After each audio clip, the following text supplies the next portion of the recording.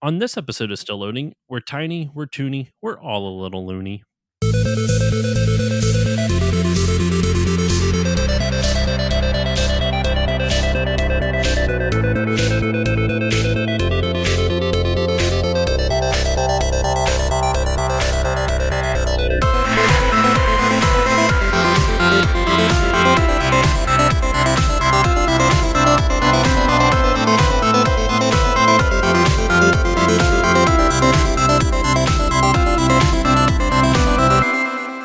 Hello, everyone, and welcome to this new episode of the Still Loading podcast. I'm your host, Josh Koval. Today on the show, I'm very excited because I have a returning guest, one of my favorite interviews that I did this year, but of all time as well. But we are not coming back on to interview him again because that'd be weird. Just covered the same ground we covered once before. But today on the show, I have Gabe Swarr on, and we are going to be talking about Tiny Toon Adventures Buster's Hidden Treasure. Gabe, how are you doing today? Pretty good. How are you doing? Doing very well. Thank you so much for agreeing to come back on the show. Thanks for having me. Like I said, you were one of my favorite interviews on, and I don't know if I even mentioned on the episode, but after we recorded, we bullshitted for 3 hours or something afterwards. Yeah, it was a while. Yeah, it was a long time. So I had to have you back on. It was just so much fun. So we are here, though, to talk about Tiny Toon Adventures Buster's Hidden Treasure. And I'm going to be having you on for more episodes. I don't know when. Well, obviously, our schedules are both nuts, especially yours. But the reason I wanted to have you back on is because you are an animation buff, at least in my eyes, compared to me, definitely. And there's a lot of video games based off of cartoons. For some reason in my head, I always kept thinking Felix the Cat. I know that's one, but for some reason that's the one I couldn't get out of my head. But when we were trying to figure out what game should we do, I was like, well, I know this one really well already. It's not something that I'm going to have to replay from scratch because I played it to death when I was a kid. And I loved this game. This was one of my favorite childhood games. Looking back on it, it has a lot of problems. It's an average game now. I think my nostalgia for it definitely outweighs the flaws that I see with it. But going into it without any nostalgia, it's a very average game to say the least. Yeah, it's a good game. I mean, I didn't have the nostalgia factor for it. I'm trying to think of anything on the Genesis that I played back in the day that was based on a cartoon, and I don't think I did play anything. I played everything I played based on cartoons was on the NES, like all the Disney games, mostly like DuckTales and Chip and Dale for sure. Those are some of my favorite games, even though they are based on a cartoon. I did when we were talking about it, I want to have you back on to do Chip and Dale because even though actually the first time I did it, I think I did a pretty decent job. My friend who was on that episode, Jay, I thought him and I did pretty well. But that was when I was doing my 40 for 40 series where I covered 40 complete in the box NES games. And some of those episodes aren't great. I think that one's actually pretty good, but I'm having a guest on to redo my Donkey Kong episode. I did Donkey Kong Classics, and not only did I really do that game a disservice, and I'm gonna rant against myself again when I do the episode when I redo that episode, but I barely talked. Donkey Kong Classics has the original Donkey Kong and Donkey Kong Jr. I didn't have enough to say at the time on it, so I also threw in Double Dragon. I covered all three of those games in 20 minutes. That is that's a crime. I should have been arrested for that. I did not give any of those games their due. And so I want to kind of rectify that. So to read any chance to redo even some of the better ones from the 40 for 40 series. I've said it before, that series was me learning how to podcast. And while you're always going to be learning, you're always going to be advancing and learning more about something you've done a million times. But especially back then, I was so new. And that Donkey Kong episode, I'm very excited for my guest for that one. But I'm not going to say who that is just yet until I can get it recorded. And it's Donkey Kong. Donkey Kong is your guest. Yeah, I know, right? I wonder if, I was telling you off mic about Captain N. I wonder if I could get the voice actor of Donkey Kong from that. Exactly. Or just, okay. All right. So we're here to talk about Tiny Toon Adventures, Buster's Hidden Treasure. This was the first Tiny Toons game for the Sega Genesis slash Mega Drive. There's others for on the NES and Super Nintendo. But this one is, I think it's only released on the Genesis. From what I can see, at least on Wikipedia, it was not released on any other platforms. It came out in North America first, actually, in March of '93, and in Europe, it came out in June later that year. And it was developed by Konami, published by Konami, and Konami's known for good games. And it's I thought it was a great game, and I still think it's pretty good. But before we talk about that, let's talk about its source material a little bit. So you know a lot more about Tiny Toons than I do. Like even remember when we were talking off mic our last recording, you started going into how it was created a little bit. So could you elaborate a bit on Tiny Toons the show? Uh, well, I don't know the inside scoop on how it was created, but I do know that it was the first Steven Spielberg, Warner Brothers, co-production or partnership or whatever that is. Yeah. And I know a bunch of people that actually worked on the show. I've worked with them in my career since then, and I don't, it was like exciting times because that was like I think pretty much that's what formed like that Warner Brothers unit, and then halfway through Tiny Toons, they half the unit like split off and did Batman animated series. So the very first part of that cartoon was really cool because it was like Bruce Timm was on it and Paul Dini was writing, and it's that whole Tiny Toons team or Batman team before they left. So Okay. and they all came in on from working with John Kay on before that they were working on the Beanie and Cecil cartoon. I don't Um, think I've even heard of that. yeah, like there was Mighty Mouse. Like actually, probably everything formed from Mighty Mouse. Then Mighty Mouse finished or ended, or that there was controversy behind that. Then they all went on to work on Beanie and Cecil, and then that was canceled. And then a lot of those people all went over to work on Tiny Toons. So like Ken Boyer, Bruce Timm, Eddie Fitzgerald, Mike Fontanelli, like all those guys are all they started on Mighty Mouse and all eventually went up to Tiny Toons. So Okay. I guess Ren and Stimpy between there too, because not that was around the same time. So Did Bruce Timm work on Ren and Stimpy as what? Bruce? I don't I don't think he did. I think I'd have to double check. I know that he did development work for like Ripping Friends, and he was working for Spumco during that time. And Hmm. I've seen some of his drawings for like Mighty Mouse and stuff. They're amazing.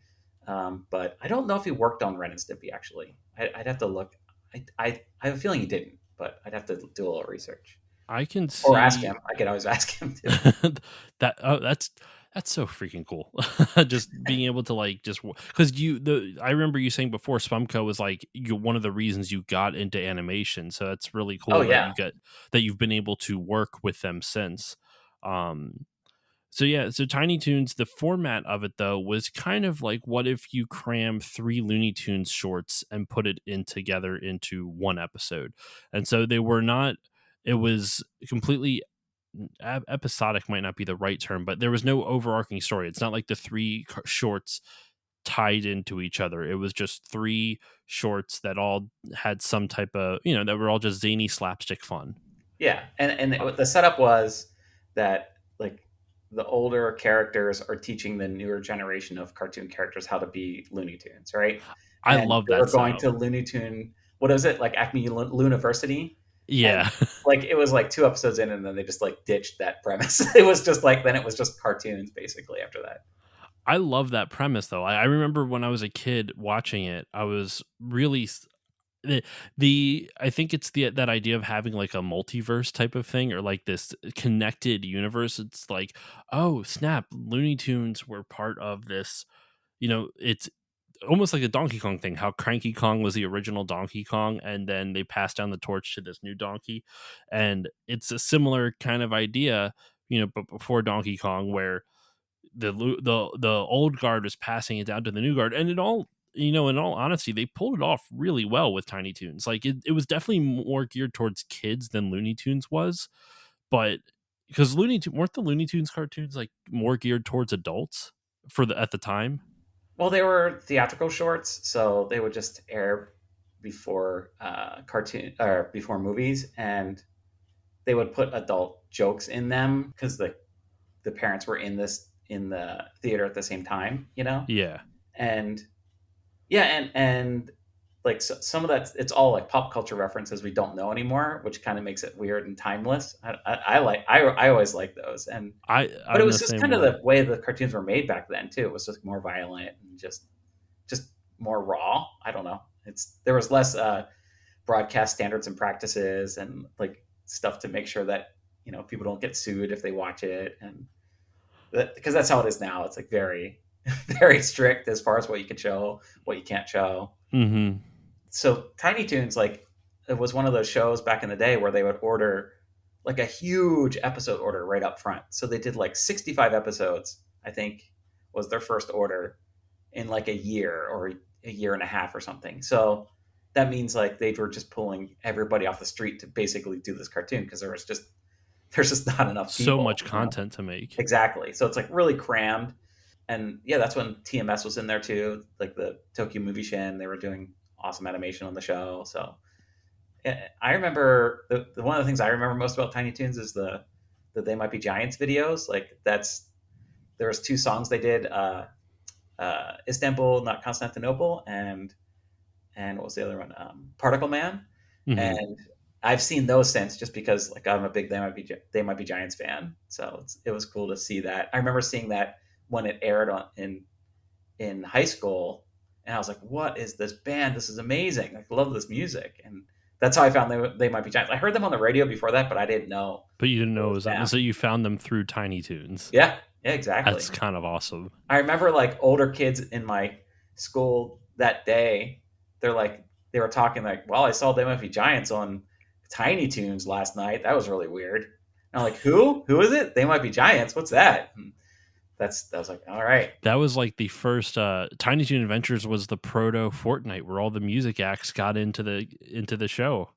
Yeah, You know, I think it was because Warner Brothers like released that They Might Be Giants album, and they were probably doing some like cross promotion. But I don't care. Like, I no. love the fact that I know Bruce Timm like boarded those too, so it's like that's why it's so good. They're so good. I love those two segments are really good. What do you now? I don't know if you can say because it is more contemporary, but do you enjoy the new Looney Tunes stuff that's come out, like their remake of the 6 to 7 minute short style I cartoons? do. I like it. I have a bunch of friends that worked on that. Some of the people from that show are working on our show too, and Pete's great. Like Pete Brownguard, the showrunner, Okay, he's awesome. Like he did Uncle Grandpa right before this. He's awesome. It's a Cartoon Network show, and okay. they finally let them make Looney Tunes the right way, as far as like no scripts.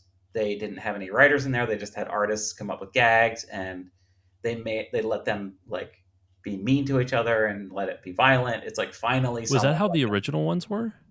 Yeah, they had like Really? a very rough outline, and then they would just go straight to the boards and come up with a bunch of gags. And they would have these sessions where they would just pitch out everything or pitch out ideas, and yeah, I mean that there's shows like that being made now. Like that's how Dexter's Lab was. That's how SpongeBob was. Not the new SpongeBob's, but they used to be like that. And there's a bunch. There's still some shows being made. Like I think a lot of the Cartoon Network structure is kind of like that. They get an outline, and then the board artists write it. They off in pairs, and they do an 11 minute together. And So then I guess the writers of the show kind of fill in the gaps in between. uh, they might the writers might go over the script, like might go over it, but most of the time there aren't writers. It's just the writers write the outline, and then it goes to board.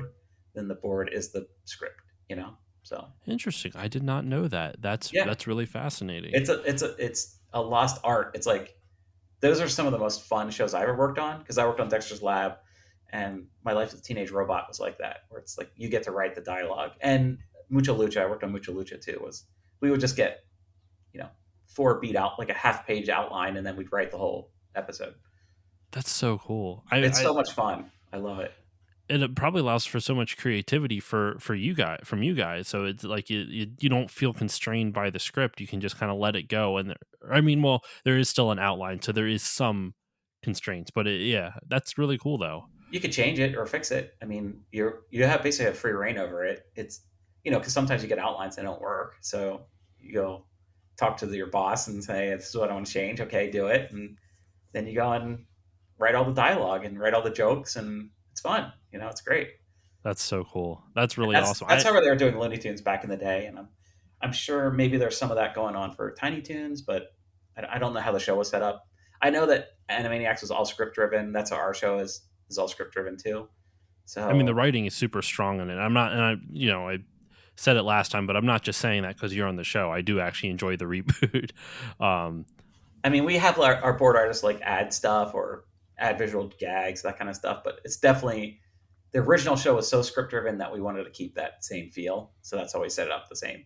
that's really cool. So with Tiny Toons, do you remember any of the sketches that you liked from it? Because I remember when we talked last, you were a Tiny Toons fan initially when it came out, but then that's when you kind of, I shouldn't say fell off from animation, but you didn't get into Animaniacs at the time. It was like Tiny Toons is where you kind of drew the line at the moment. I remember reading about Tiny Toons, hearing the press about Tiny Toons, how much better the animation is, and I remember watching it and really liking it. But I I remember some stuff. I remember like the first time you saw Buster and like what Bugs said about Buster, and like I don't remember that many specific actual segments. I guess the musical stuff I remember, like all the songs I remember. I don't know. I remember after a while I'd watch it and I'd be like, man, there's so many Lucille Ball jokes in here that I don't know if I'm this is for me. And then I In started Tiny Toons? watching, and then yeah, in Tiny Toons, when when Ren and Stimpy started, I was on the Ren and Stimpy. That was like I was the right age where I was like older. Hmm. I was in high school, so it was like perfect. It was like that almost pre-college Adult Swim before there's Adult Swim, type of Hmm. audience, MTV audience, basically. You know, felt I more remember mature than Tiny Toons. I remember for me, since I am younger than you, so like for me, like Ren and Stimpy, I wasn't allowed to watch. I think I said that last time too. Just because Yeah. my parents are super strict with that type of stuff. Ren and Stimpy was too vulgar. I mean, they're just to put him. I love my parents very dearly, but my mom was always a little bit too far into the like remember in the 80s there was the whole satanic panic thing with like because like Christian parents were scared D&D was going to cause their children to summon the devil or stuff like that. Yep. She I wasn't born then, so she didn't participate in it, but when I did play D&D, she still gets uncomfortable. She thinks it's going to like she still doesn't like the idea of it, but she understands that it's not what all that propaganda said it was. And with that in mind, back when I was a kid, they were very nervous about me playing Pokemon because Pokemon involved and evolution was bad. Oh my gosh. Yeah, that's crazy. That was, I mean, my parents are amazing and I love them so dearly. And I look back on it now as it's kind of funny. And that they still didn't stop me from playing Pokemon or even reading Harry Potter or something like that. It was more just kind of like my mom was very cautious about it. It's like, oh, I don't know about this. There's evolution and witchcraft. And but then once she got used to it, she's like, okay, no, he's not going out and doing crazies. It was a weird time, but that was my parents. So Ren and Stimpy, like The Simpsons, believe it or not, fell under that category. I still to this day have only seen like 3 episodes of The Simpsons, and not because I can't watch it now, I just don't make time for it, but it was the same reason I couldn't watch a lot of that stuff. Tiny Toon Well, Adventures, Looney Tunes, it was all above board with that. I could totally watch it. I remember there was one short, and I can't remember the name of it. I was actually looking at the episode list right now. I was trying to find it. And there's one that it's kind of like it's their version of playing off of that short where Bugs Bunny has the conductor who's an asshole to him, and Bugs is just screwing with him, ruining his symphony in the midst of everything. I forget what that short's called as well. This one, it's a children's guitarist, and he's got like he actually kind of has your hairstyle a little bit, like with the ponytail in the back, but he's an asshole and you're not. But he can't. He's trying to sing these songs to kids, and Buster keeps like screwing with him.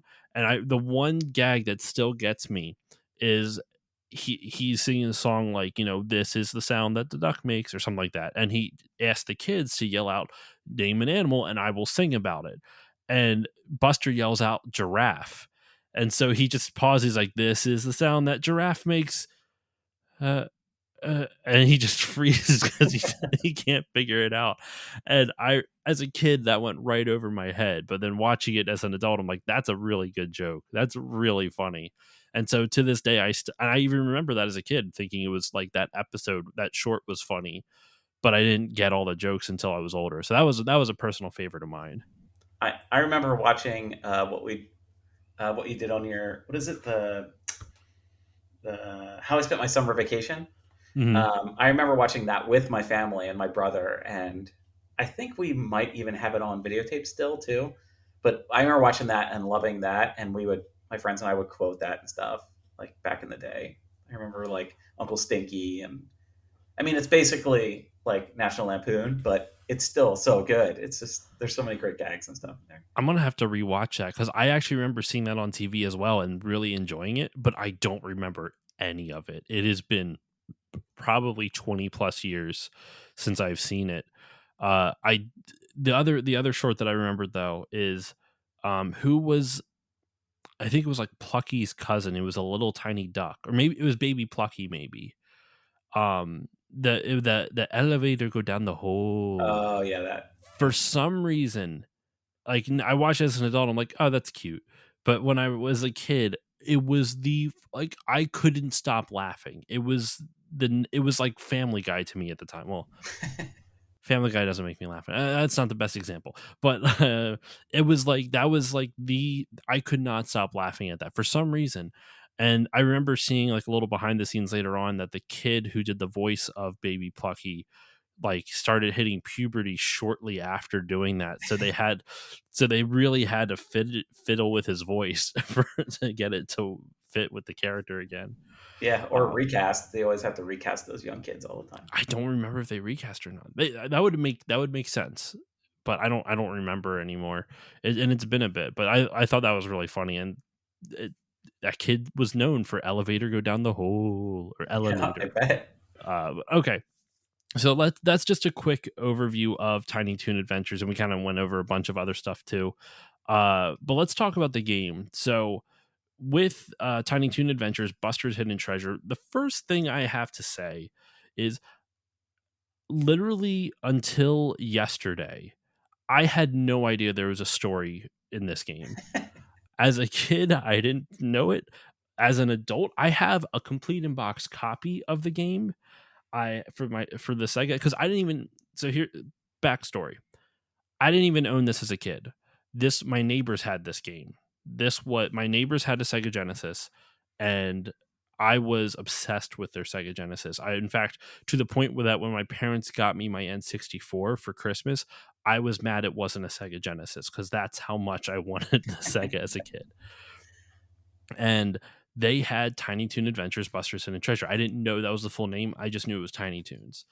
And I remember playing it at their house and being obsessed with the game. For some reason, this game just captured something in my imagination that took years to that very few other games at the time did. And it's still like I still love so much about it. And so I had no idea there's a story. We never, I don't, I mean, maybe I waited on the title screen until not the credits, until the opening animation went. But if I did, I don't remember doing it. And when I rebought the game years later and got a Sega Genesis for myself, I never looked at the manual and I never waited for that opening cutscene. So I still had no idea there was a story. So when I was doing research for this episode, then it kind of laid out the whole story, and I went, "Oh my god, there's like that's what all this is about. That's why I'm fighting my friends." I had no idea that I thought the main villain was the doctor, like the scientist, the evil scientist, not Montana Max.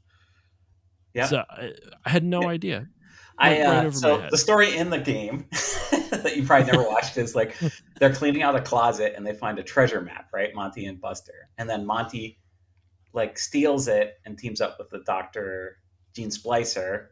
Yes. They hypnotize Buster's friends and kidnap all the girls.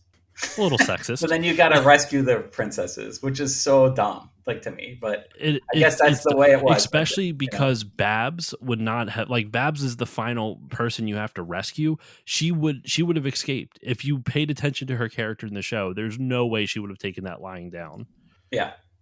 Well, I guess they're hypnotized, so when you fight them as bosses, they have that little chip in their head or whatever. Yeah, that's So true. But also, you're not fighting the girls; you're fighting all of your guy friends, and so all the girls are still captured. So I would assume that means Babs was not hypnotized. yeah, Maybe. I don't get it. Yeah, it's I not. mean, It's not the it's best. fine. I mean, they just needed a reason to make a Buster game, basically, right? Like, I'm Pretty sure they much. started the game and then came up with the story. 100%. And so they find a treasure map, and Montana Max wants the treasure.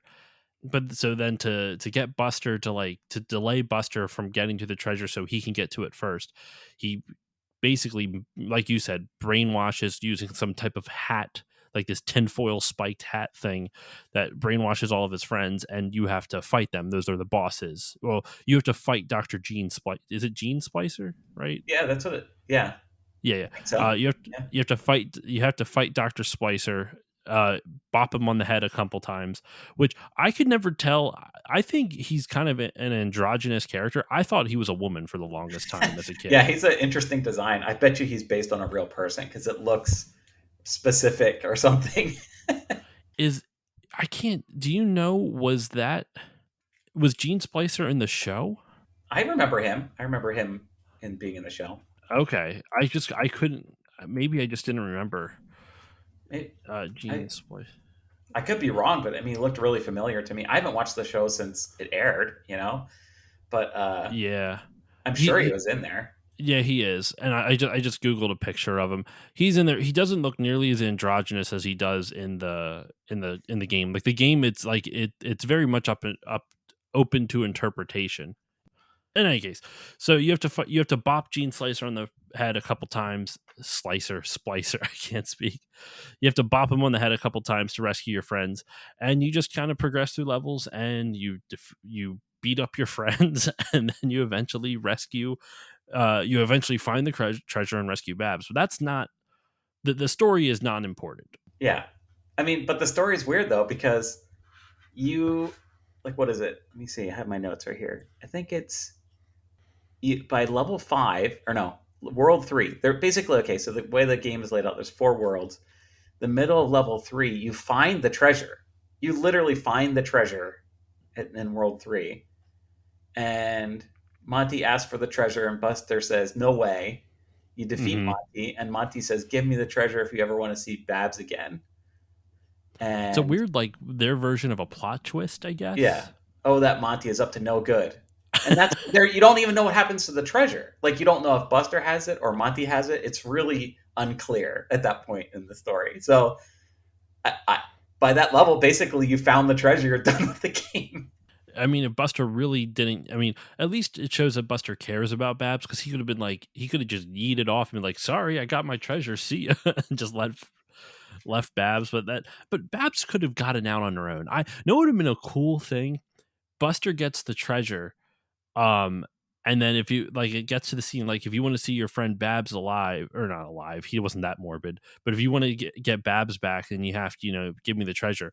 It should have cut to Babs, and then you play as Babs, and Yeah, you meet at the very end, right after Montana Max says that, and she'll go like, "You rang," or something like that, and then you could have had like this really interesting boss fight with Buster and Babs fighting Montana. That would have been so cool. Sorry, I just thought I about that mean, the right other now. Tiny Toons games, you could switch characters. I mean, I think it's Mm. the Game Boy one where you can switch characters because they have different abilities and stuff. I think it. Ooh, Yeah, I I didn't forget even. which. I I see. forget This is which the only game one that I've is. really played.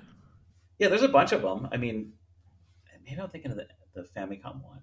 I don't I mean, remember. I'd have to play them There's again. Buster Bust Loose for the Super Nintendo. I think that also might have been on the NES. Um, I There's don't know all Tiny the Toon different tiny. Adventures the for the NES, which I have. I have that game, but I haven't played it for a long time. I will see. Let me see what we have here. So you have the early no, one of there's two super early. The earliest Tiny Toon Adventures games are Tiny Toon Adventures for the NES, and then there's a Tiger Electronics one. Oh, also released the same year. There's a Tiger Electronics one. Then there's Tiny Toon Adventures Bab's Big Break for the Game Boy. Then you have Cartoon Workshop for the NES, Tiny Toon Adventures 2 Trouble in Wacky Land for the NES. Buster Bust Loose is for the Super Nintendo. Then you have the one we're talking about today, Hidden Treasure. Tiny Toon Adventures 2 Montana's Movie Madness, which is also for the Game Boy. I would gu- guess that like there's Tiny Toon Adventures for the NES and Tiny Toon Adventures for the Game Boy are two separate series. That's why there's two separate twos. I don't know. There was a Tiny Toon Adventures for the it was canceled. It was going to be for the Jaguar. The Jaguar. Uh yeah. I'm thinking of there, this game. there's a Like I'm lot. looking at playthrough right now, and it's you could switch as different characters in the Tiny Toon Adventure for the NES. So like can't like you could play as Plucky. He can I think he could jump or fly a little bit. So I, I'll have to check those out. I'll have to yeah, do those are more good. in. So the gameplay, we were talking off mic about it. It's kind of a cross between Sonic and Mario and Donkey Kong Country, but it doesn't quite hit the quality of all three of those. Like even with nostalgia talking for me, like I can admit that it doesn't quite hit that. Specifically the movement physics. I feel like the movement physics are very not player friendly. Would you agree? Um, you really have to get used to them because it. I think what they're trying to do is they're trying to make it so you could run like Sonic and roll and slide like Donkey Kong Country, but the Mhm. design isn't set up for that. Like, there's maybe a couple levels where you have to run and then slide or roll, but I don't know. I mean, it's basically the way I played the game is I played it more like Mario, where I was just hopping through the whole game, and then Mhm. I think it's around level 4. It's whatever when you go to the Himalayas. There's one level where you can't get through the level. You have to run through it. There's no other way of doing it. And it's super. So I didn't play up to that point. I watched the playthrough. That looks hard because you have to be constantly sprinting that whole time because there's something chasing you, right? Or am I That's a thinking later different on? part. This is just like, yeah, I played the whole way through the game. Like I beat it, and the that part that I was talking about is when you're like come to a level and you jump on a platform and then it moves the other direction. Like you have to make sure that it's coming towards you and you have enough you can actually land on it. But that level, the whole game up to that point, up to that level, you could just jump normally. But that one you actually have to run to jump and hit that platform. And it was like Mm. I thought the game was broken, honestly, because I was just playing it normally. And because it's like Sonic. Like Sonic is awesome. Like there's huge stretches where you can just like run through and it's fun, and there's not things stopping you. If you want to Yes. stop and like go a different route, that's cool. But Buster is like things actively stop you. Like you run into a rake, like go right to the face, which is fine. But like it's it's just a strange like design choice. I mean, I can't. I I'm like making a game right now. I'm making a platformer, so I'm like looking at all this stuff and like looking what not to do, and I'm really like enjoying seeing why people made their choices or like why you know I could see that.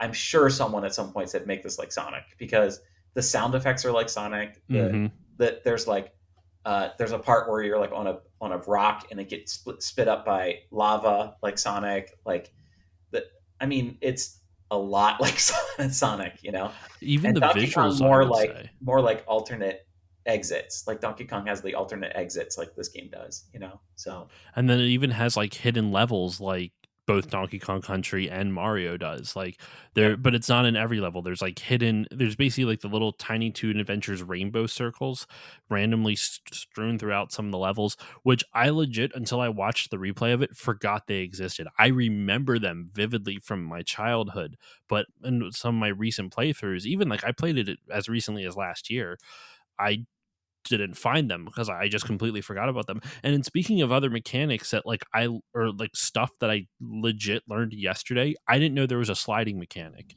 Yeah, there because is. because running was such a waste of time because like you said, you will sprint and if an enemy doesn't hurt you, you'll run into a wall or a rock or a rake or you'll trip over something.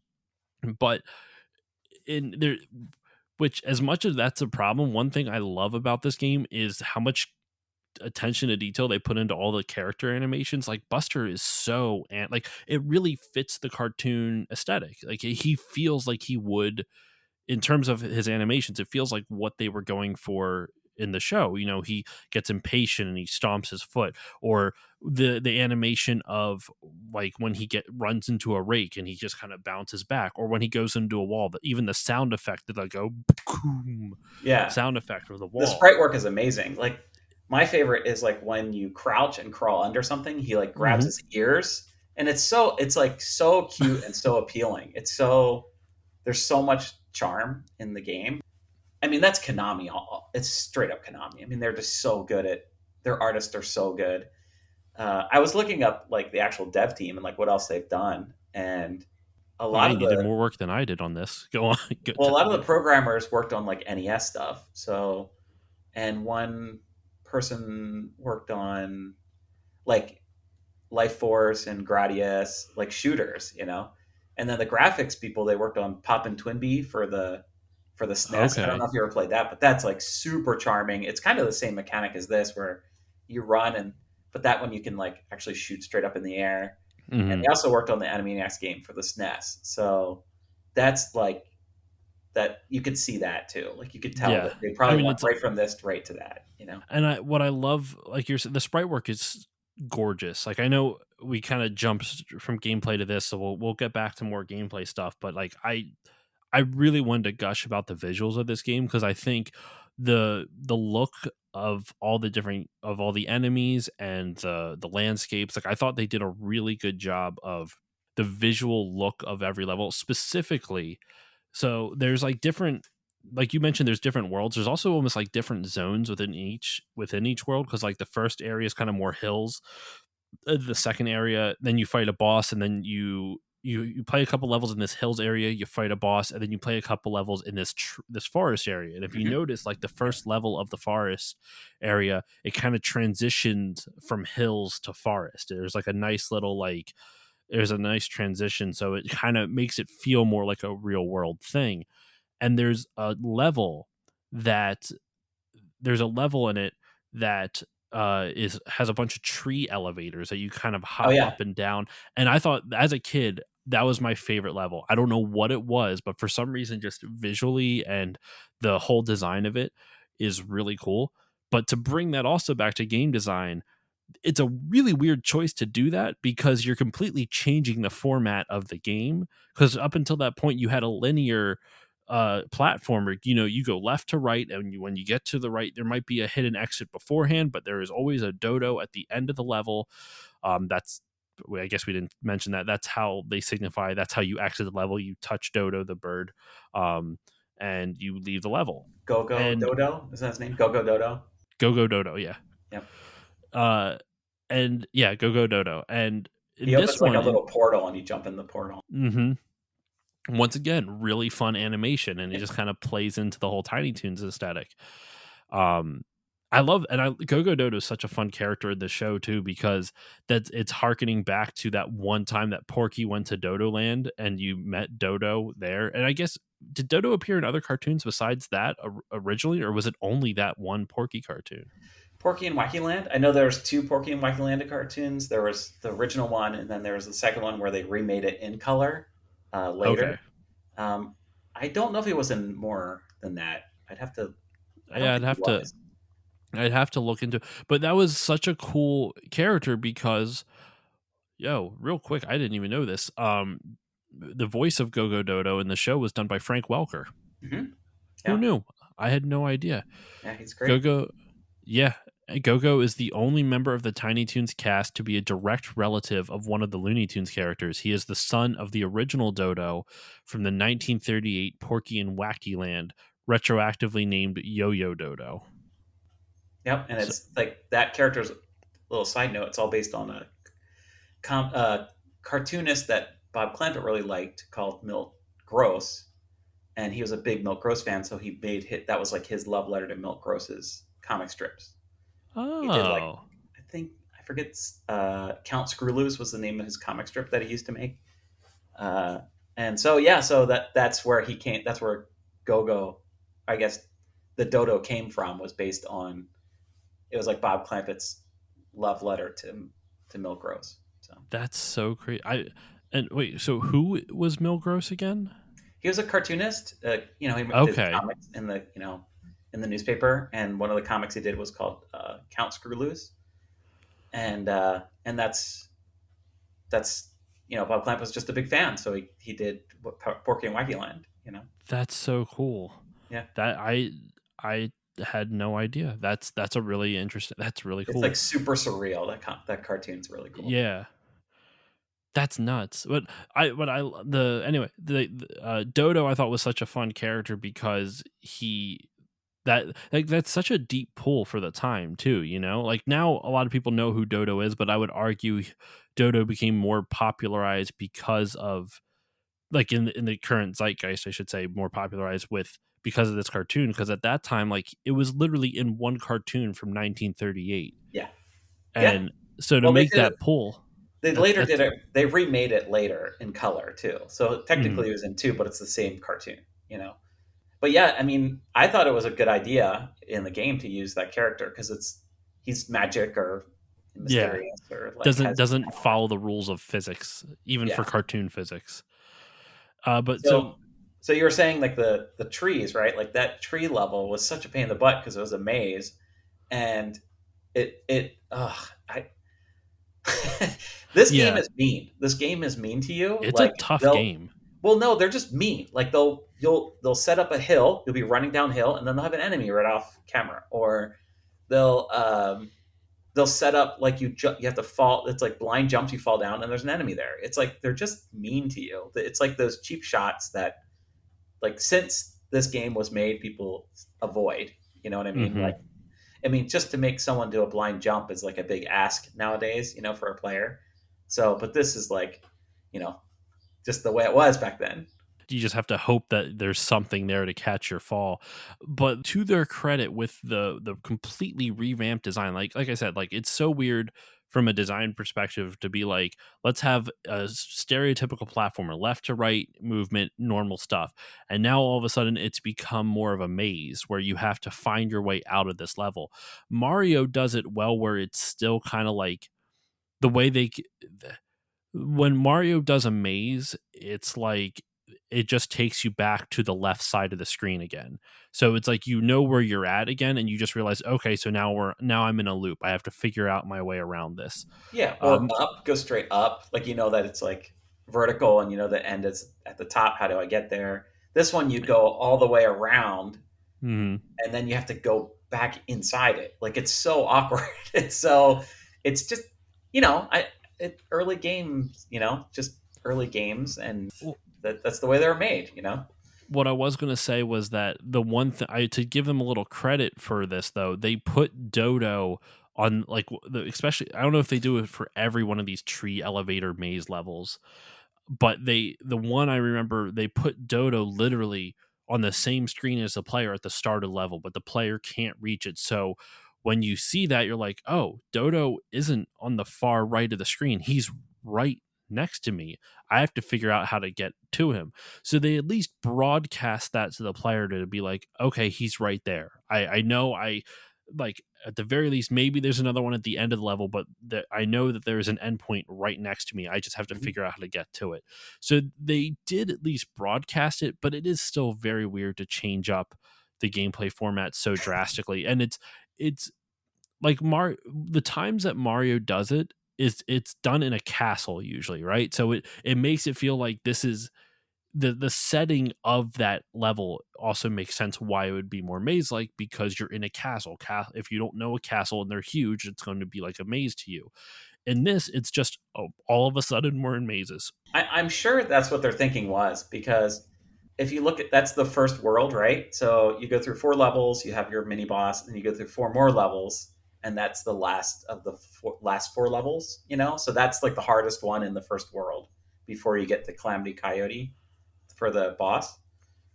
So I guess that's their thinking is like, well, it's like a Mario Castle. This will be like a very strange maze in the woods, but it's a Mario I Castle. guess so. It's funny though, because like I'm criticizing it now, but as a kid, that was legit my favorite level. I don't know why. I the idea of like these tree elevators, just as a kid, just captured my imagination. I'm like, It's I cool. even as a kid, I remember going outside afterwards and be like, how can I turn? I would look at trees and be like, how can I turn you into an elevator? I legit would like ponder that. I would try to think about how can I make this happen. Obviously, nothing ever came obviously nothing came to fruition for that, but it's something I always wanted to do and just never could do. I I, still That's still a pipe dream of mine, like to get a giant tree house, right? Like from Treehouse Masters and find a way to make a fake. I don't want to kill a tree to do this. Let's make a fake tree and there's an elevator inside the trunk. yeah, and just have an Yeah. elevator inside the trunk. To pull That like a Swiss Family Robinson or something. I do like the idea with the bosses in this game. I think it's a really cool idea that Gene Splicer is controlling the person you're fighting, but you can't hurt that. You can't hurt your friend. You can only hurt Splicer. So I thought that was a really cool idea that your friend is is the actual like weapon, and then when you hurt Gene Yeah. Splicer, he runs off, and then then your friend is freed, which I thought Hmm. was a really cool idea. I like that idea. And I that's agree with you basically on how that. all the bosses are. You fight all your friends. So those are all the mini bosses and bosses. Until you fight Montana Max, then you fight him Yeah. directly. Like he is a weapon and like well he's in a suit of armor or whatever. Though the other boss that was Elmira, that's the level I was thinking of where you have to run away from Elmira. And that's watching that play through that I'm like, "Oh my god, this looks really hard." Well, like when I was playing it, I figured out that you could actually turn around because like the whole game, they're mean to you, right? So as soon as you run into a wall in that game, Elmira gets you. Like there's no other way around it. And if you run too fast, you gain distance from Elmira, but it pans too quickly and you can't react. Like you literally can't react fast enough because you're too far to the right of the screen. Unless you have the whole thing memorized. Well, even if you do, it's like there's jumps in there that are almost impossible if you even have it memorized. It's hard to like even judge because there's no graphic way to know where to land and where to jump Yeah. over edges and stuff. So what I did is like I would just not run too far ahead and then jump over her and she'd turn around. So Okay. So she would you actually turn around so you could actually react.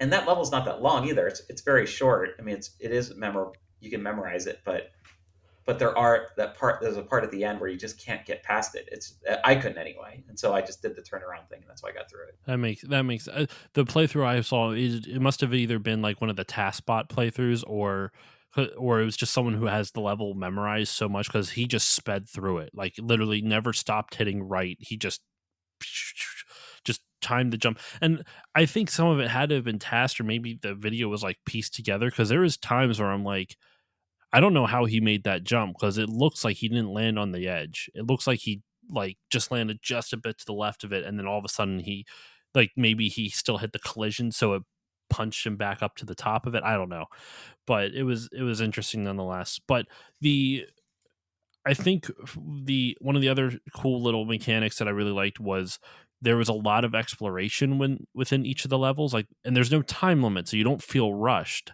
So you can really go around, and there's a lot of hidden secrets in these levels. There's a lot of like hidden extra lives. There's a lot of hidden extra hearts for if you get hit. I also like that the bells upgrade your hearts, so you can have a maximum of 5 hearts, so you can take 5 hits. Um, Yeah, but as soon as you die, you lose that power. Like yeah, it, it's pretty brutal. yeah, it's not it is a mean game. Like I don't know if it's because of that whole like maybe they went and rebalanced it. Maybe they broke it a little bit when they brought it over. I'd have to play the Japanese version to see if it's It different. never But came out in Japan. oh, it didn't. It never did. No, this was a North Oh, America and interesting. Europe release only. That it's weird because it's like it feels to me like I mean I could see how they want you to beat the game because they give you endless continues and they also give you a password feature to get through it. But when you get to the last level, they won't let you. If you get a game over, you have to continue from the beginning of the whole last world in one Mm. continue, and it's a real pain in the butt. And I was That's a like, very Ninja Gaiden style thing. well, it's Konami, it's like, like Castlevania 3, like they take out that last checkpoint when they released it over here, and it just made it impossible at the end. But I don't um, yeah, stupid. Yeah,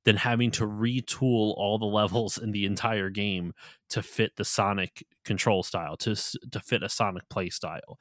I feel like if they would have taken the Sonic controls out of it and kind of went with a Donkey Kong Country or a Mario style control or Mario style physics, it would have been so much better because it takes so long to get any kind of momentum. And when you finally do get momentum, you get hit by a rodent or something like that, like some angry enemy. Though you can slide, I did see that a lot. Like, but that's also assuming you generally you're going so fast. You know that blast processing is really cranking out those pixels, where you don't. But you're going so fast you can't see the enemies coming, like you said, off screen. It gives you a blind hit. And so unless you know they're coming and you know to slide and do a slide tackle on them or something, you're going to get hit and then you're going to lose your health and then you're just going to be mad because the sound effect is actually really like it gets annoying after a while. Like when you get hit, at least for me, maybe it's just part of the rage inducing parts of it from my childhood. I don't know. What do you agree with me on that? I don't remember it being that grating. It just, it's Genesis. I love like certain games in the Genesis, but there's certain developers that didn't get good at using the sound FM chip. synthesis. Yeah, and there's great stuff in this game, and then there's other stuff that's not so great. But overall, I gotta say it wasn't the worst game I ever played, but it's definitely not the best either. It's like it's. I love the graphics, and I think the characters looked amazing in it, and it was good. Like to me, I wouldn't have gone out of my way to play this if you would have said, "Oh, let's." Like I want to do Buster's Hidden Treasure. And I'm like, oh, okay. Like I wasn't that excited, and then I played, and I'm like, this isn't that good. And then I got into it, and the graphics are great, and it's I always like I'm learning so much right now too with game design, and this was definitely like there's good ideas in here, and then there's some ideas that it's like I will never do this. I'll never put this in a level. What one thing I wanted to comment on though, you're like you're saying you love the sprite work and you love the animations. One of the animations we didn't talk about, but I really love, is there a lot of levels. There are these iron poles, these iron rods that either span across trees, they either perfectly horizontal Oh or they're yeah, on like a 45-degree angle. And when they're perfectly horizontal and Buster's walking across, his panicked expression of like his exasperated expression, like, oh my gosh, this is hard, is really fun. And when he slides down the angle one, he crisscrosses his ears over top of it and holds them and holds like on the other side and uses that to hold himself up as he slides down. Like it's really fun. yeah. They It's really super did charming. so yeah, it's great. It's Yeah. so fun to watch. It's unfortunate that I guess what the things that still appeal to me about this game are, as much as the level design is a problem for its controls, I still like it because of how many secrets are in there and how many secrets art you can find. I like the verticality of these stages a lot because there's almost always an upper path and a lower path, and sometimes three paths: upper, lower, middle. And that's definitely like a Sonic influence I think is good Hmm. because it makes exploration of the stages a lot more interesting, a lot more fun, and it guarantees like no one person is going to most likely like play the game the same way. Um, so I really like that.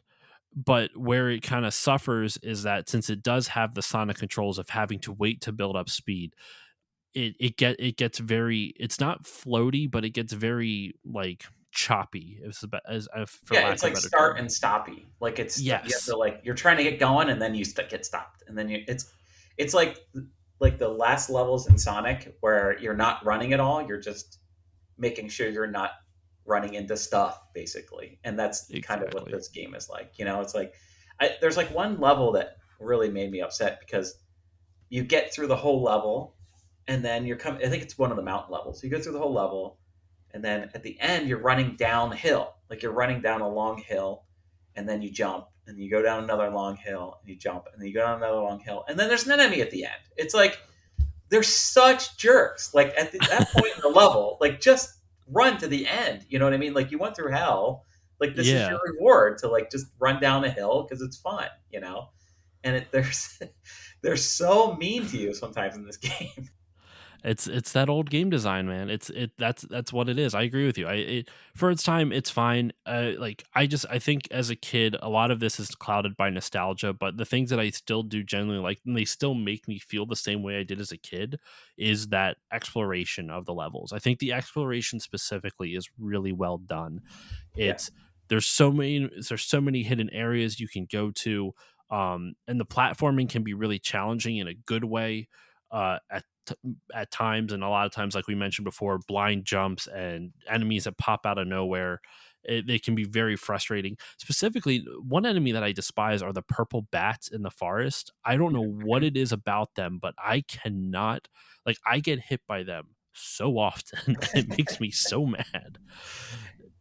There was Oh my another gosh. level like in the cave. You went through a bunch of caves, and then you got to a lava area, and you're jumping straight up. All you're doing is going straight up and just timing your jumps. And it's kind of like one of those escape levels, like kind of like the end of Bionic Commando, where you're trying to get out before the time runs out. But this is like you're being chased by lava rising. Hmm. Um, it is. It took me a while to get to that level because you have to memorize. I mean, you have to literally memorize it, and you have to get really good at the jumps. Because, like you said, there's like the mechanics. Buster, like when he drops almost straight down really quickly, you know? So there's not like any kind of like inertia to carry him forward as soon as you let go of the jump button. So it's more like a dropping game than a jumping game. You know what I mean? Like it's Hmm. more like you're trying to drop onto things. And that's what that whole lava chase was like. It was like you're just trying to like make sure that you're just hitting it enough to not over jump. As soon as you over jump, like you get hit by the lava. There's no you have to make perfect jumps the whole way up. So that was interesting. I just I just keep going back to this. I think if they would have fixed the controls a little bit, because I actually think like the way they design the platforms for the jumping mechanics, like especially in the first couple stages, is perfect. Like you've like especially like if you notice there's like that top path where there's like you can either The walk along floating the ground, but the platforms. top path is like Yeah. platform, platform, platform, platform. But you can see every platform, you can see the jumps, and they make it progressively harder by making the platform smaller. But it's still very easy to control Buster to land on them. That's perfect for the control scheme they have. Problem is that they don't stick to that, and they try, and it's good that they don't stick to that. You need to iterate, you need to spice things up, but they Yeah. ruin it later on. But like the jerks they are in that first level, you only have one chance to jump on those platforms. And if you don't know where you're going, you don't have a second chance. They don't regenerate. So Really? yeah, I thought they they're did. so mean to you in that game. It's like the ones that fall don't regenerate. There's other platforms that do that that don't fall. I've had them regenerate for me though. Like I would fall, go back up the way I came, and they'd be back. Yeah, not for me. Really? It wouldn't regenerate. Yeah, I was like, Huh. that's such bad design. Like, why do you have Yeah, to go through the whole level again just to try to go to the alternate path? You know? yeah, yeah. Yeah, it says But like World One, not a fan of falling blocks that don't regenerate. Is my note. I didn't have that problem. I remember them regenerating, but who knows? Regardless, though, even if whether they do or they don't, depending on you played it more recently than I did. I mean, I actually did play it earlier this week, but I didn't have that issue. But at the same, I don't know. Now I kind of But want to go back and try again, but like, I just don't remember making torture that yourself. note because I was like, oh man, what a. I um, Yeah, I mean it's interesting. I have a feeling that this was like an assignment that the team might not oh have been yeah, big fans of the cartoon, and they wanted to make something fun, and they kind of maybe they got halfway through and then got the Sonic note or something. I don't know, like, or maybe they set out for it to be Sonic and Donkey Kong Country, and then the level design just didn't kind of work with that. Maybe it was like the wrong level designer or something. I don't know, like, but it's not bad. I mean, I could recommend this game if you're a big Tiny Toons fan. Like, it should be part of your play through all the Tiny Toons games game. You know? it's got a lot of character. Yep. Well designed enough to warrant a playthrough, but there is lots of frustrations, and I think, and you brought them up. Like there's a lot of issues with the blind jumps and the enemies coming out of nowhere, and just the specifically the running levels where you have to run fast, but the jumping, like if you run into a wall once you're screwed, but you have to still move quickly. So it's not like you can run and stop because it takes so long to start up again. It's just there's problems with it. If anyone But wants to play through this game, like you can get through the whole game by just jumping normally without the running, except for one level, and that's that one level in the mountains. Like you have to figure out how to run, you have to memorize where to jump, and you have to time your runs and jumps perfectly to hit the platforms because you're running across spikes. It's all just a couple very narrow platforms across spikes, and you have to like land on it and then run across them as they're moving, and that's the only part that's not fun. And then there's another part towards the end too where there's a factory that you're in at the end, and you're going up diagonally up like stairs that are spikes basically, and you have to mhm. jump on the stair before the spikes come up. And there's ones that are vertical and ones that are horizontal. You can jump on the horizontal ones, but if they go back in and you fall down, and they'll immediately come back out and kill you with one shot. So it's not like you have to memorize that. There's just parts you have to memorize to get through it. And you know that door maze at the end, and then you get to Elmira, and that's memorizing the running. Yep. But at the very end though, like I thought Monty was really easy. Like you just basically do a wall jump onto his head, and you know once you get used to it, it's pretty easy. Once you figure out like the mechanics.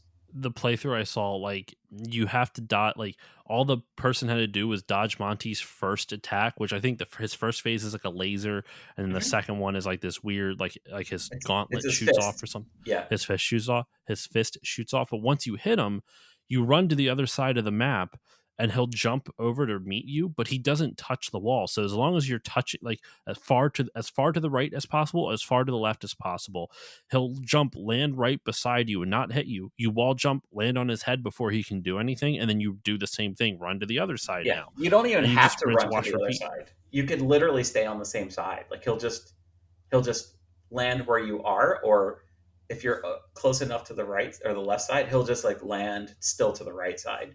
And but when you are playing that, don't go up totally against the wall because you won't be able to execute your wall jump. The timing won't work. So you want to be Mm, like at least like half a half an half like 8 pixels away from it or something like that, yeah, yeah. like half You a know, no. grid or whatever away from it. All right, but that should do it for this episode. I think we've talked about the. I mean, we've broken down this game. We've talked about our problems with it, the things that I gushed enough about my nostalgia for it. I'm pretty content with how much nostalgia I could infuse into this. So overall, recommended ish. It's fun, but it's still got problems. So with all that said, uh, Gabe, where can the good people find you online, and what is there anything you would like to promote? I am currently making a game. It's still like not say it's not shared yet. But I'm making that on itch.io. If you follow me on itch.io, there's like you can see my Life in the Analog Age game there, and I'll post updates when I do get the new game up. Or you can follow me on Twitter at Gabe_Swarr, and then also like I have a Patreon. You can support me, and if you go to the Patreon, you can see like updates to the game and stuff there too. It's a platformer. It's gonna be fun, and it's like very right now. I'm in a very technical, frustrating part, but about to get through it, and hopefully trying to get the game done to get in time to play it on the Analog Pocket because that's my goal right now. It's just to make a game for the Analog Pocket. Well, I couldn't. You got a pre-order in for that too, didn't you? Oh yeah, I was one of those guys that was like sniping it, like when it happened because I had to. I always wanted the perfect Game Boy, and that is like it's like a Game Boy That's and a it. Switch together. You dock it. It's amazing. It's going to be amazing. So It looks so like that. I didn't have the money, so I didn't make a point to go get it. But like the fact that you can play Game Gear games, and there's add-ons to let you play, Neo Geo Pocket, and I think Wonder Swan even, right? I think Wonder Swan can be played on it too. I mean, TurboGrafx, it'll be the TurboGrafx ones too. So it's okay, going to be yeah. great. I mean, they'll jailbreak it. You could probably play like NES games and stuff on it. It's going to be like the ultimate portable system. It's going to be amazing. I can't. I'm so excited for it. I can't help it. As usual, you can follow me on Facebook, Twitter, and Instagram at StillLoadingPod on all of them. You can email me, stillloadingcontact@gmail.com. If you want to support the show, the easiest way to do that is give it a 5-star rating and review on Apple Podcasts or whichever podcasting app you use to listen to the show. You can also support the show by going to patreon.com/stillloadingpod.